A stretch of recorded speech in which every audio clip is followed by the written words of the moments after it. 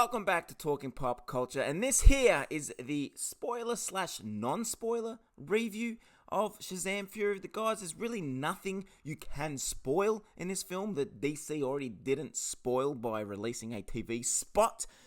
However, there are going to be somewhat spoilers. I'll leave them to the end so you can turn off if you don't want to listen to them. Without further ado, let's get into the review of Shazam! Fury of the Gods.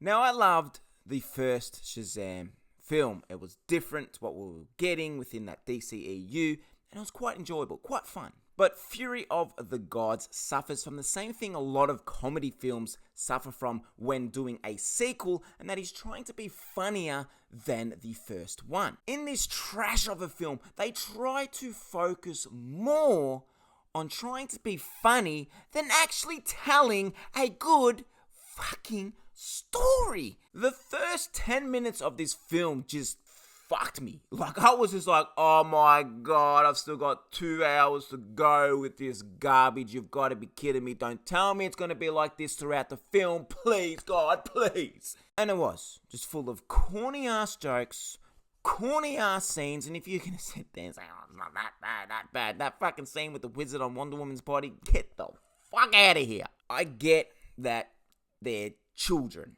and when they say Shazam, they become adults, but they're still children inside adults' bodies, so they still act like children's when they're their adult form. I get that. But what I don't get, and they take the piss out of it in the film, which makes it more irritating, is Shazam's meant to have the wisdom of Solomon. They even take the piss out of it. Oh, maybe they're powers you get later on. He can gain every power except that. And I get it. Maybe they do that so that they can have an explanation of why this kid is a dumb shit when he becomes Shazam. Why he's an immature fucker. He's more mature as a fucking kid than he is when he's in the adult body form. I just don't fucking stand it. Oh, but he's just a boy stuck in a man's body trying to figure out how to be a man, and because he's in a man's body, he gets more cocky and more arrogant. No, I get people had fun with this film. I get people enjoy it. I understand that. I know. You love laughing. You love action.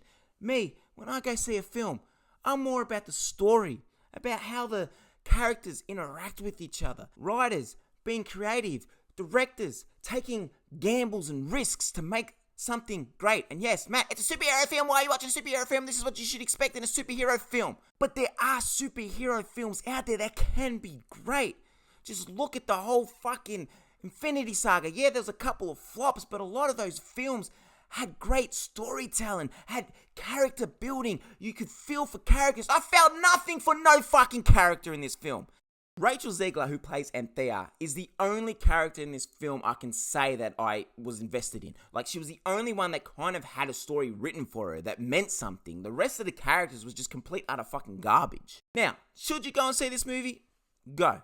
Everyone has different opinions, but this will be a film that you will either enjoy or you will hate. I don't think there'll be anyone down the middle. The fanboys, however, will fucking love this. Now, I am not a fucking Marvel fanboy that hates on DC fanboys. If you're watching for this first time, I'm telling you now, this is how much of a DC fanboy I was back when Batman v Superman came out. Okay, it was the same time as, I think it was Force Awakens, the new Star Wars reboot that came out. I made a bet with my mate who was a huge Star Wars fan. I was a huge DC fan. I said, I bet you a fucking slab of beer that Batman v Superman will outsell Star Wars Force Awakens. Yeah, a slab of beer in America is 24 fucking beers in a carton. Okay?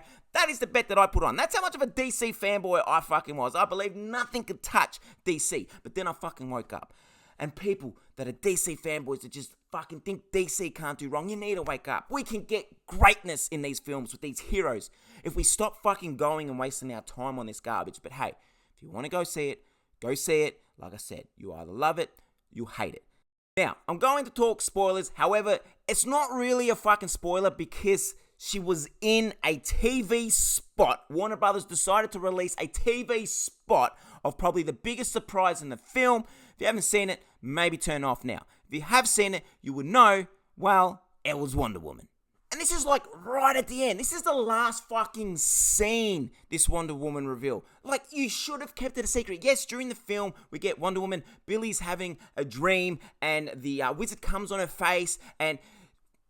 Hang on, I should cut that out, but I'm not going to edit it. The wizard appears on her face because Billy's having a dream, and the wizard's trying to reach out to Billy, and he comes in the dream. He appears in the fucking dream, and appears on Wonder Woman's face. You don't actually see Gal Gadot's face. However, at the end, you see Gal Gadot's face and you see Wonder Woman. And this could have been such fucking greatness. This could have been a spot in the film where you were like, oh, well, yeah. But no, Warner Brothers, James Gunn, whoever it was, decided to fucking take that away. And then the first post-credit scene. Don't really care about the second post-credit scene at the end. Don't really give a shit about that one. The first one. Who has to be in the first scene? Fucking good old James Gunn's wife. Trying to recruit Shazam to be a part of the JSA. Yeah, you know the film that Black Adam that they're not going to be fucking going with anymore? They're trying to get Shazam to go. Why would you release this post-credit scene? Oh, wait. I know, because your fucking wife's in it, mate. In it. If there was any other actor or actress in this, that post-credit scene wouldn't have got the green lit. Okay? Because all it does is just cause confusion. Like, hang on. Are we going with this or are we going with that? Yes, we know you're going with that, you're rebooting that. But why fucking do it? Why try to say this is what you could have had? We're going to maybe team up Shazam and the JSA. This is what you could have had, but guess what? You're not fucking getting it. Nah. Fuck. I tell you, this company is a fucking nightmare. And in that post-credit scene, they want to say some fucking corny joke about fucking Marvel. You go fuck yourself, Warner Brothers and DC. My rating for this is a fucking 2 out of 10. Let me know your thoughts below if you ever seen it. Did you enjoy it? Do you disagree? Do you agree with me? Hey, like I said, everyone has different opinions. We all look at films differently. That's the beauty about film. I know I get fired up and all that. But hey, if you haven't done so, hit that subscribe button. Every 50 subscribers is going to give away a $30 Amazon gift card. So once we hit 550, I will do a video for that. And as I will always, I'm getting my words fucking mixed up when I get fired up. Thank you for taking the time out of your night or day, wherever you are in the world, to watch. I truly appreciate it, and I'll see you soon with another video. Peace!